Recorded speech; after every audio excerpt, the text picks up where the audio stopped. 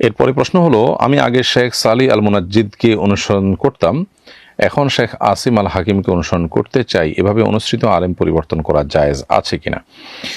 দেখুন, এই বিষয়ে আব্দুল্লাহ ইবনে মাসউদ রাদিয়াল্লাহু তাআলা আনহুর একটি সুন্দর উক্তি আছে। তিনি বলেছেন, মান কানা মুস্তান্নান ফালিয়াস্তান্না বিমান কাদ মাত। কেউ যদি কাউকে আদর্শ হিসেবে গ্রহণ করতে চায়, তাহলে যারা দুনিয়া থেকে চলে গেছেন এই মানুষগুলোকে যেন আদর্শ হিসেবে গ্রহণ করে। ফাইনাল হাইয়া লা তু'মানু আলাইহিল ফিতনাহ, কারণ জীবিতরা আবার কখন ফিতনায় পতিত হবে সে আশঙ্কাটা থেকে যায়, দূর হয় না। এজন্য যারা মৃত এবং যারা হক এবং সুন্দরের পথে থেকে মৃত্যুবরণ করেছেন তাদেরকে আদর্শ হিসেবে গ্রহণ করা বেশি ভালো।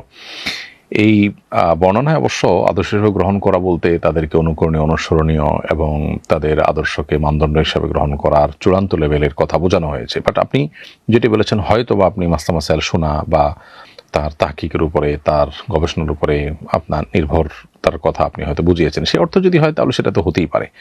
আপনার কাছে যদি অন্য কারোরটা আরও বেশি মনে হয় যে আরও বেশি অথেন্টিক, তাহলে সেক্ষেত্রে ব্যক্তি পরিবর্তন করা যেতে পারে। এখন ব্যক্তি পরিবর্তন করে আপনি কোন ব্যক্তির কাছে যাবেন না যাবেন, সে ব্যক্তি কতটা আপনার আপনি যেই জন্য পরিবর্তন করেছেন সেটার জন্য পারপাসটা সাব করতে পারবেন, সেটা আলোচনা বিষয়। এখানে আপনি নির্দিষ্ট নাম বলেছেন, আমি সে নামের বিষয়ে কোনো মন্তব্য করতে পারছি না, কারণ আমি আপনার উদ্দেশ্য পুরোপুরি পরিষ্কার না। দ্বিতীয়ত হলো তাদের যে যার কথা বলেছেন শেষে, আমি ওনার ব্যাপারে বিস্তারিত জানি না।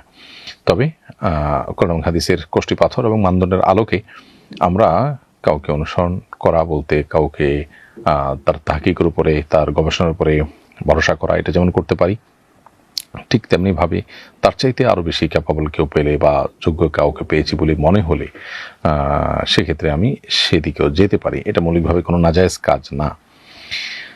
আমার স্বামী আমাকে চাকরি করার জন্য চাপ দিচ্ছিলেন, তখন আমি বলি, আমি যদি চাকরি করি তাহলে তোমার কাছে থেকে কি লাভ? তখন প্রত্যুত্তরে স্বামী বললেন, হ্যাঁ ঠিক তো, কি লাভ? এতে কি তালাক হয়েছে? উত্তর হলো, না, এতে তালাক হয়নি। তালাক এত সহজ বিষয় না আসলে। এটি আপনাদের ব্যক্তিগত কথোপকথনে শুধুমাত্র লাভ ক্ষতির বিষয়ে আলোচনা করেছেন, এতটুকুতে আপনাদের মধ্যে বিবাহের সম্পর্কে কোনো অসুবিধা তৈরি হয়নি বা বিচ্ছেদ ঘটেনি। এরপরে প্রশ্ন হলো, আব্দুল জব্বার বা আল্লাহর নামযুক্ত কোনো ব্যক্তিকে নাম ধরে বিদ্রূপ করলে কি ঈমান ভঙ্গ হবে? উত্তর হলো, আব্দুল জব্বার অথবা আল্লাহর নামযুক্ত কোনো নাম, আব্দুর রহমান, আব্দুর রহিম, এরকম কোনো নাম, এটা ধরে যদি কেউ বিদ্রূপ করে তাহলে সেক্ষেত্রে আল্লাহকে বিদ্রূপ করা তার উদ্দেশ্য না।